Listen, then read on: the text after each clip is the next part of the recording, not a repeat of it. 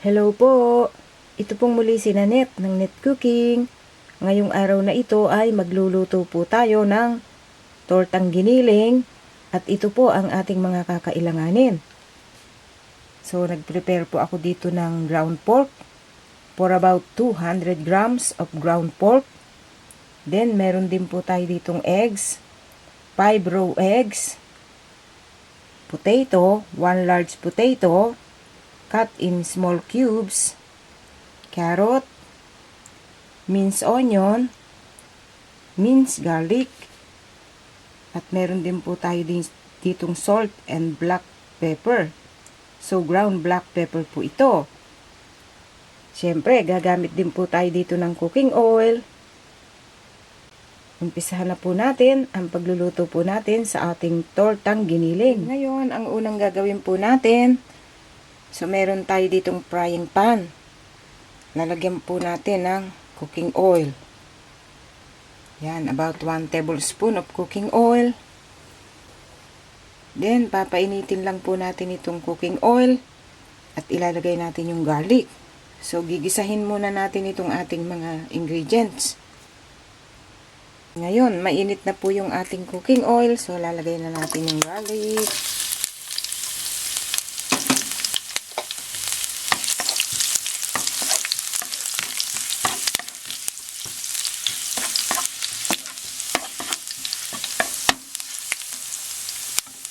So, brown na yung garlic. Lagay natin ang onion.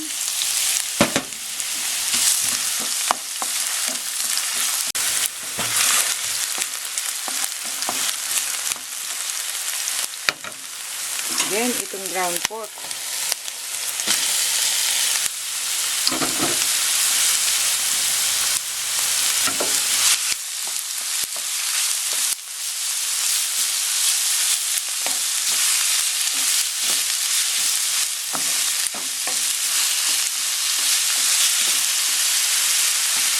Then dito, lalagyan po natin ng salt and pepper. Okay, lutuin lang po natin itong ground pork before natin ilalagay yung potato saka yung carrot. Then ngayon, luto na itong ating ground pork. So, lalagay na po natin yung ating potatoes.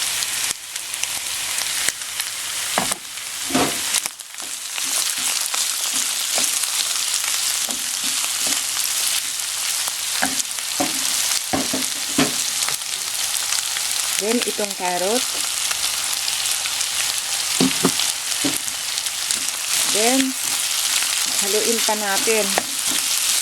Pagluto na itong potato at saka itong carrot, so, pwede na natin ilagay ito doon sa ating beaten eggs.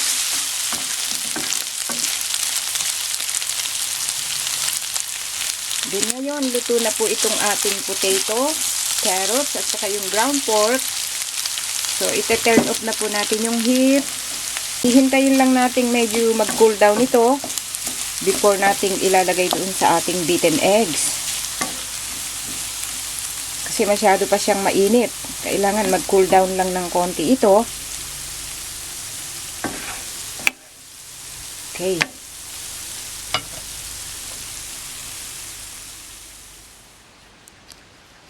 Then ngayon, narito po yung ating 5 eggs. Ang gagawin natin, ibibit natin.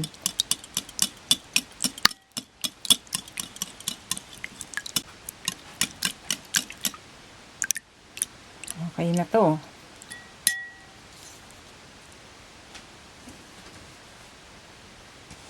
Then dito, ilalagay natin itong ating iginisang sangkap.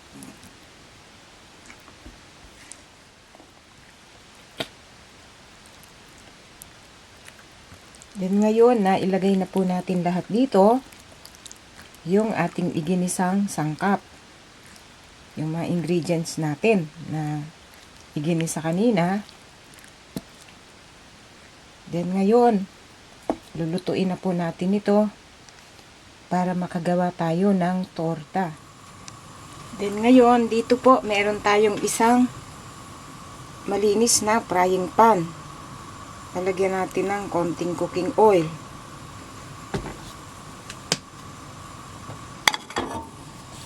Painitin lang natin itong cooking oil. Then dito, lalagyan natin siya nung ginisang giniling.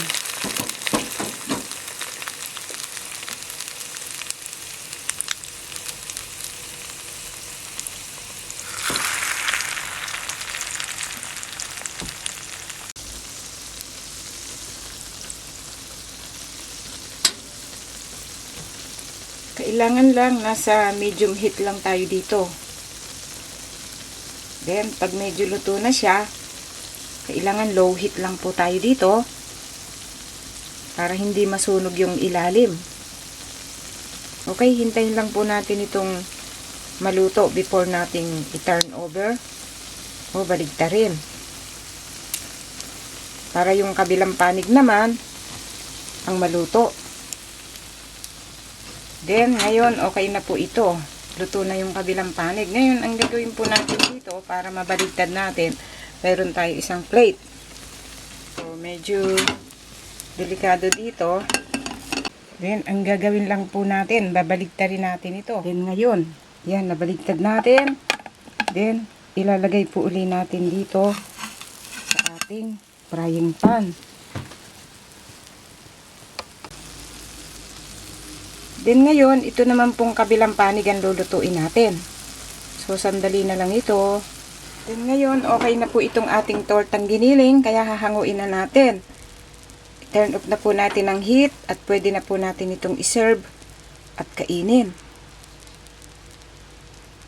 Okay.